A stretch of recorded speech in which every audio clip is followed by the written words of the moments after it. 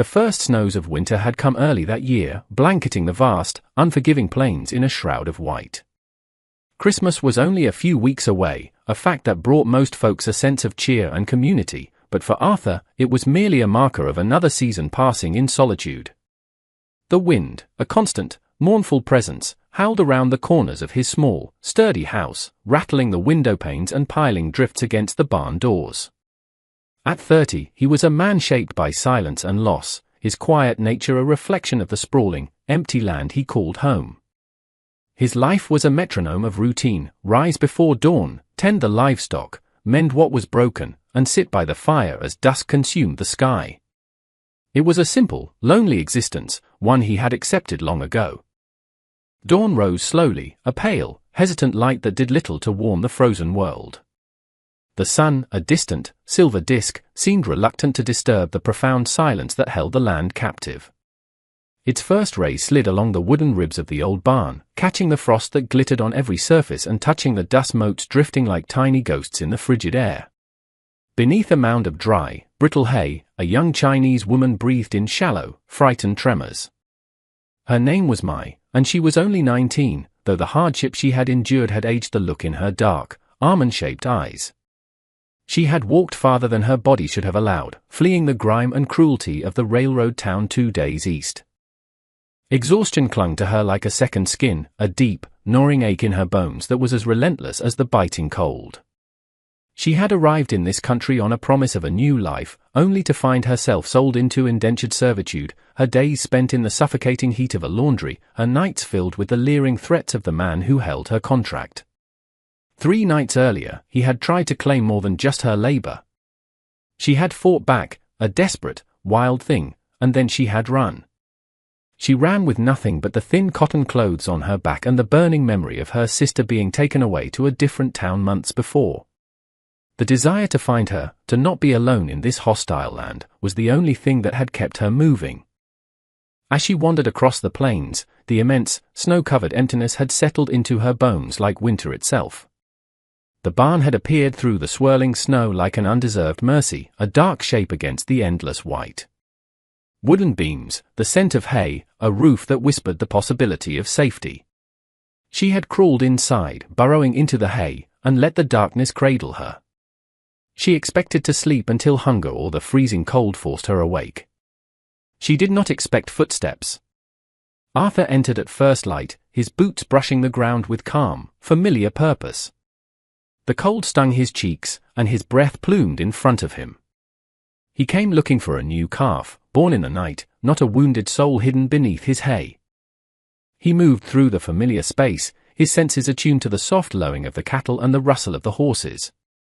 Then he saw it, a disturbance in the hay pile, a slight mound that was out of place. He approached cautiously, thinking it a stray dog or a coyote seeking shelter. When he spotted the edge of a dark, patterned sleeve and a shock of black hair, he froze. It was not fear that held him, but a quiet, profound recognition of suffering. He knelt, and the movement caused the hay to shift. Mai lifted her head, her dark eyes fierce and wide with terror, though her body trembled uncontrollably. She braced for the shouting, for the rough hands, for the same violence she had fled. She had seen the way men in this country looked at her, with a mixture of contempt and a cruel, possessive curiosity. She expected the worst. Instead, the rancher knelt slowly, as careful as the hesitant dawn. His face was weathered, his eyes a calm, steady blue. They held no malice, only a quiet surprise and a deep, unsettling well of empathy.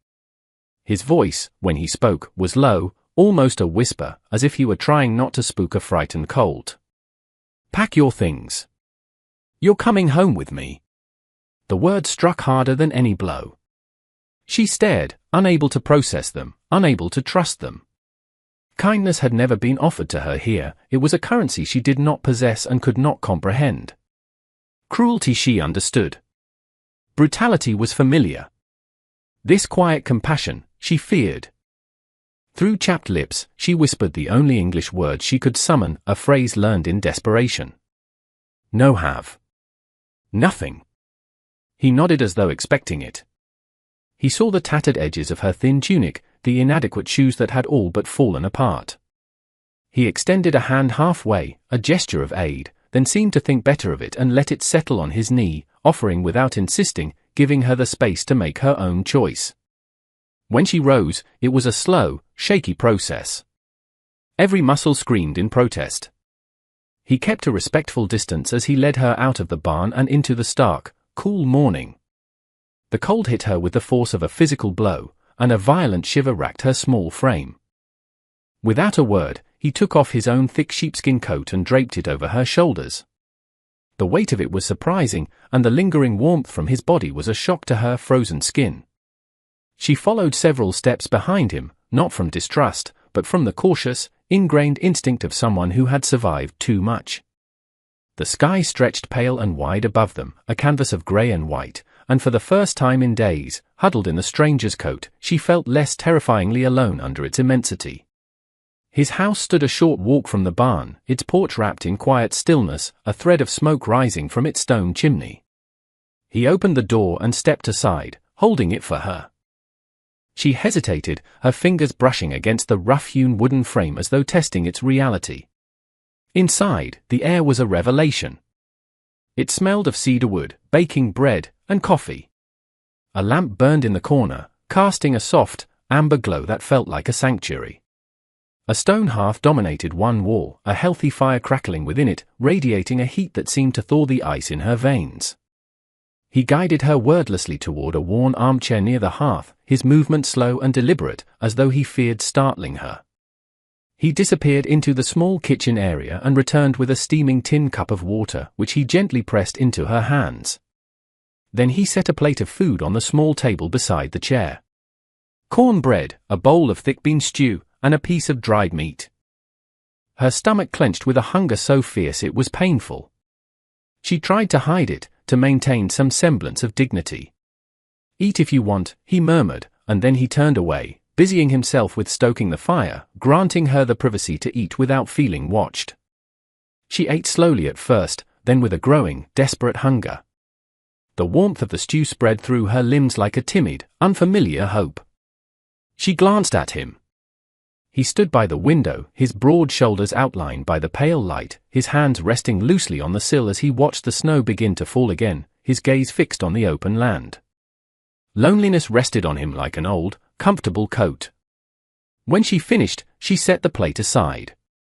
Her voice was barely a whisper, hoarse from disuse. "Why? Help me." He didn't turn around for a long moment. He seemed to be weighing his words, or perhaps the truth behind them. "Nobody deserves to be cold and alone," he said simply.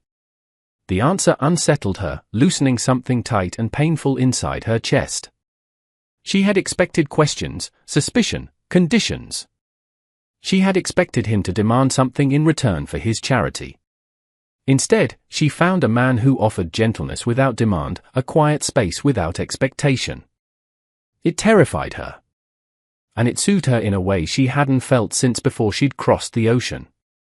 He showed her to a small guest room, barely more than a closet with a narrow bed. But the bed had a thick quilt, and the room was clean and warm. He lit a small lamp on the hallway table, saying softly, "This will help if you wake at night." She lay down carefully on the bed, still wearing his heavy coat over her damp clothes. Sleep, which had been a fitful, fear-plagued thing for so long, tugged at her immediately. For the first time in what felt like years, she surrendered to it without fear. Outside, the winter wind whispered promises she didn't dare believe. In the hallway, Arthur paused, listening to the steady, quiet rhythm of her breathing. It surprised him that her presence, this complete stranger in his home, felt less like an intrusion and more like the first, tentative stir of something that had long been missing from his quiet life. When dawn returned, painting the snow-covered world in hues of soft pink and grey, Mai opened her eyes slowly. A sense of peace settled over her, unfamiliar yet gentle. She did not know if she belonged here, or if belonging was even possible for someone like her, an exile adrift in a foreign land. But she sensed with a startling, unnerving clarity that her life had fundamentally shifted the moment he had spoken those impossible words in the barn. The next few days passed in a quiet, fragile rhythm. Arthur moved with a calm, unobtrusive grace, never crowding her, never demanding anything. He would leave food on the table for her, keep the fire roaring, and then disappear for hours to tend to his work on the ranch. He found a set of his late mother's clothes packed away in a trunk, a simple wool dress and a thick shawl, and left them folded on the chair outside her room. They were too large for her, but they were warm and clean. Mai, in turn, began to emerge from her shell of silence and fear. She could not bear to be idle, to accept charity without offering something in return. She mended a tear in his work shirt with small, precise stitches that spoke of years of practice. She swept the floors and took over the simple cooking, learning to use the unfamiliar ingredients she found in his pantry. They communicated mostly through gestures and single words. He taught her the water, fire, and warm. She pointed to herself and said, "Mai." He pointed to himself and replied, "Arthur." One evening, he found her sitting by the fire, her hands busy polishing a small, intricately carved wooden bird, no bigger than her thumb. It was the only possession she had managed to keep. He sat in his usual chair across from her, not speaking, simply sharing the quiet space. "My father," she said softly, holding up the bird. The English was broken, pieced together. "He make. For me. For good luck." Arthur nodded, understanding more from her tone than her words. "It's beautiful." A fragile bridge was being built between them, woven from shared silence, small acts of service, and the unspoken acknowledgement of their mutual loneliness. A week after her arrival, the sky turned a menacing, bruised purple. The wind died down to an eerie stillness, and the air grew heavy. Arthur came in from the barn, his face grim. "Big storm coming," he said, his voice low and serious. "A blizzard. We need to check the latches on the barn." He found her sitting near the corral fence long after the light had thinned into a deep blue dusk. The earth was cooling rapidly, the air sharpening, and the storm was building on the far horizon like a vast, dark animal breathing in its sleep. She didn't move when he approached, her posture carved from a discipline born of hardship. Yet something in her shoulders sagged, as if a weight she refused to name was pressing her forward. He stopped a few paces behind her, boots crunching softly in the snow, careful not to intrude more than he already had simply by existing in her line of sight. "You should be inside before the storm breaks," he said. His voice was quiet, an invitation, not a command. She kept looking ahead at the roiling clouds. "Storms don't frighten me." "I know," he replied. "But you're still healing, whether you want to admit it or not." She stiffened. The reaction was small, almost invisible, but he noticed. He had come to notice everything about her, from the defensive tension she carried like armor to the deep, flickering grief that surfaced in her eyes whenever she thought no one was watching. Her pride was not a brittle thing, it was tempered steel, forged in the fires of losing far more than she had ever received. But even steel had its limits when exhaustion and sorrow wounded themselves into the bones. The wind shifted, and a spiral of snow danced above them. The clouds gathered, dark and restless. She rose slowly, as if the movement itself had a cost. "If you think saving me gives you the right to measure my strength, you're mistaken." "I didn't save you," he answered, his voice even. "I just happened to be the one who found you." She finally turned. Her sharp, assessing eyes, trained by survival to mistrust softness, rested on his face. He was a quiet man, with the calm, steady presence of someone who had lived long in silence. He didn't crowd her. He didn't try to tame her wild, wounded spirit. He simply stood still, offering her something men had rarely offered her, stillness without expectation. "You think too kindly," she said, though the words carried less heat than she intended. "Most men take credit for what fate has done." He shrugged slightly, a small, unassuming gesture. "Then I'll take none." A flicker of confusion crossed her features, as if she couldn't decide whether he was mocking her or genuinely meant it. She studied him again, slower this time. Her breath eased a little, though she masked it quickly. The wind rose again, colder now, rattling the corral gate. The horses shifted nervously in their stalls. A distant rumble echoed across the plains. He glanced toward the barn. "Storm's closer than it looks." "And you're still standing here," she replied. "So are you." They shared a brief, taut silence, suspended between them like a thin ridge they hadn't yet chosen to cross. She looked away first, not out of dismissal, but out of a deep, weary uncertainty. He stepped back, giving her space. "Come inside before the lightning starts." When he turned to leave, her voice stopped him. It wasn't sharp this time, but rough around the edges, scraped by something she had kept hidden. "Why don't you ask?" He paused, his back still to her. "Ask what?" "Why I was out there. Why I ran." He faced her again, but his expression stayed unchanged. "If you wanted to tell me, you would." She blinked, taken aback by the simple truth of his words. "You aren't curious." "Of course I'm curious," he said, his gaze direct and honest. "But my curiosity isn't more important than what someone's ready to share." The answer unsettled her in a way threats never could. Honesty was a blade she understood, gentleness was a language she was only just beginning to learn. Lightning pulsed along the distant clouds like veins of fire. She drew a shaky breath. "My family. Sold. To pay debt. My sister and I, we came to America. They said we work, send money home." But it was a lie. Her voice was low, heavy with the weight of her story. "They separated us. I was sent to a laundry in the railroad town. The owner, he was a cruel man. He said he owned me. My sister, Lynn, she was sent away. I don't know where. I heard whispers, a mining camp to the west. I had to find her. I could not leave her alone." Her jaw clenched. "That night, he tried to. I fought him, and I ran. I thought if I could get away, if I could just walk far enough, maybe I could find her. So she wouldn't be alone in the dark." He didn't speak at first. The silence wasn't judgmental or heavy with pity. It was patient, giving her story the space it deserved. "I'm sorry," he said finally. The simple, unadorned word struck her harder than any expression of pity could have. She looked away again, but this time it wasn't to hide anger. A low crack of thunder boomed, much closer now.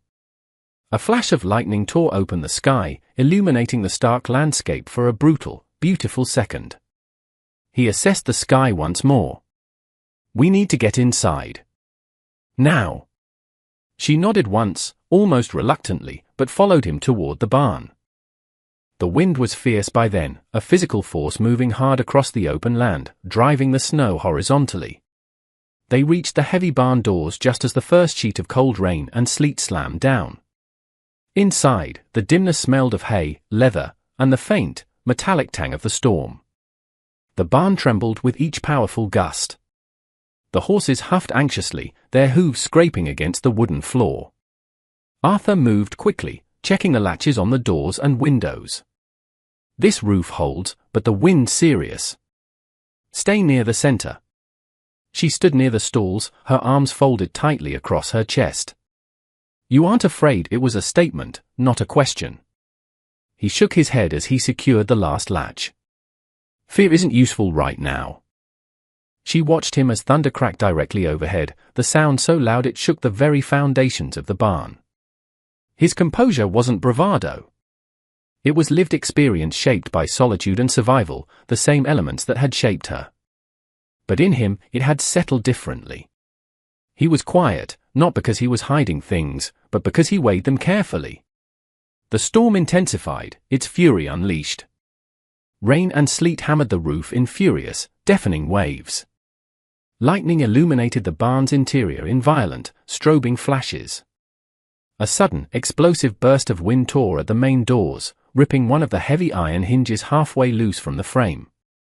The door swung inward with a groaning shriek of tortured wood and metal.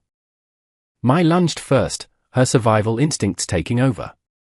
She grabbed the splintered edge of the swinging door, her boot sliding against the slick, hay-strewn floor as the wind tried to rip it from her grasp. Arthur joined her instantly, bracing his considerable weight against the bucking wood. The storm roared, pulling at them like a living, malevolent force.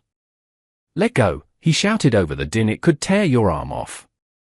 She tightened her grip, her jaw set in a line of pure defiance. If it breaks open, the horses will bolt into the storm. Their eyes locked through the chaos, a shared understanding passing between them in that frantic moment. Both refused to yield. Together, they forced the door shut, muscles straining, lungs burning. With a final, desperate shove, Arthur managed to drive the heavy wooden crossbar into place with a sharp, decisive motion. They stumbled back, breathing hard, leaning against the now secure door. The barn shuddered but held. Slowly, the storm's unholy rage shifted to a steady, pulsing rhythm around them, its immediate threat contained. Mai exhaled a long, shuddering breath. "You didn't have to hold it with me," she said quietly, her voice trembling slightly with adrenaline. He looked at her, his expression serious in the dim, flickering lantern light. "I wasn't going to let you take that risk alone." She studied him, something fundamental shifting under her guarded stare. It was not trust, not yet, but it was the beginning of its shape. Outside, the storm still raged, a wild and untamed thing. But inside the sanctuary of the old barn, something steadier, quieter, and infinitely more powerful had taken root between them. Small, yet undeniable. A fragile shelter built not of wood and nails, but of shared struggle and a quiet, unexpected kindness.